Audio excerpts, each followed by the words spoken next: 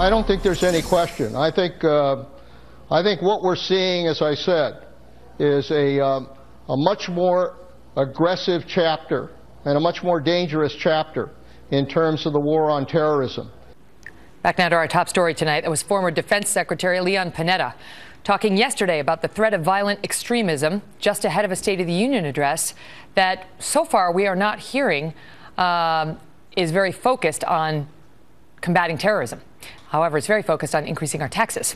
What's more, the Panetta comments come as a Pew Research poll comes out showing terrorism is a top concern for voters now. The first time in 5 years that issue has actually led the list of voters' concerns. Look at that. Joining me now with reaction, Senator Ron Johnson, who is the new chairman of the Senate Homeland Security Committee. Mr. Chairman, good to see you tonight. And so far, the White House is just highlighting the economic proposals the president will push tomorrow. We're being told the folks in the First Lady's State of the Union box will not necessarily relate to the war on terror, but to domestic policy and so on. Are you concerned about the amount of attention we're prepared to give this, not just tomorrow night, but from the Oval Office going forward? Oh, I'm highly concerned.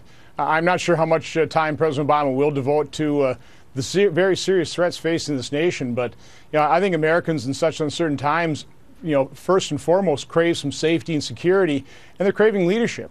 I mean, they want a leader who will tell them the truth. They will actually be willing to face reality, and from my standpoint, actually put in place a strategy to accomplish the very goal that he stated: degrade and ultimately defeat ISIS. The problem is we don't exactly know what President Obama views as defeat of ISIS is. But there is no strategy. And the latest polls show that the American people are not with him on this. The latest Fox poll shows 39% of voters approve of his handling of terrorism, 53% disapprove. But if you were president, if there were a Republican in the White House, how can these cells that are determined to unleash pockets of violence in different parts of the West, of the Western world, be stopped? Well, there are a number of things we have to do. First and foremost, Megan, we need to secure our border, and President Obama's executive amnesty is going to put pressure not only on our border, but also on DHS, that's charged with kind of keeping this nation safe. We have to make sure we have an effective intelligence gathering capability. Let's not degrade it any further. We need to make sure that there aren't any stovepipes that are reemerging, so that our agencies are sharing that information. And we have to defeat ISIS, because, Megan, if ISIS isn't losing, they're going to continue to recruit. He's doing that. No, he's not. We're doing some bombing. You might be able to claim that maybe ISIS is being contained. They certainly are not being significantly degraded. They are a long ways from being defeated.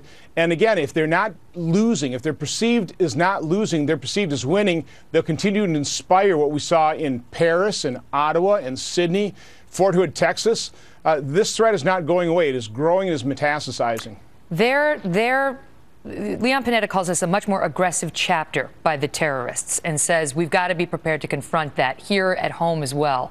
The question is whether we are on a much more aggressive front when it comes to combating terrorism and showing our support for our friends who are the victims of it. Secretary Kerry, Secretary of State, came under fire this weekend for going over to France to express solidarity, and critics said it was a day late and a dollar short. We should have had a top representative at that march where all the world leaders were. We didn't. Even though Eric Holder was there, he didn't go. John Kerry didn't go. Barack Obama didn't go. Vice President Biden didn't go. John Kerry goes over last Friday and has this weird moment with singer James Taylor. Watch. I come running, see you again. I'm like, it's getting killed. The UK's Guardian says U.S. to France, you've got a placating, condescending friend. Who thought up this hokey idea? A song doesn't right wrongs. This ridiculous notion that hugs heal all, because he went and hugged the president of France, Hollande, and they don't hug in France ever. And look at this. Look at this. It looks like a kiss is about to take place, does it not? You tell me, Mr. Chairman, whether we got a handle on this. No, that was just a cringe-inducing moment. I could not watch the video, and I like James Taylor. So, no, I mean, it was just amateur hour in the White House. They should have gone to France.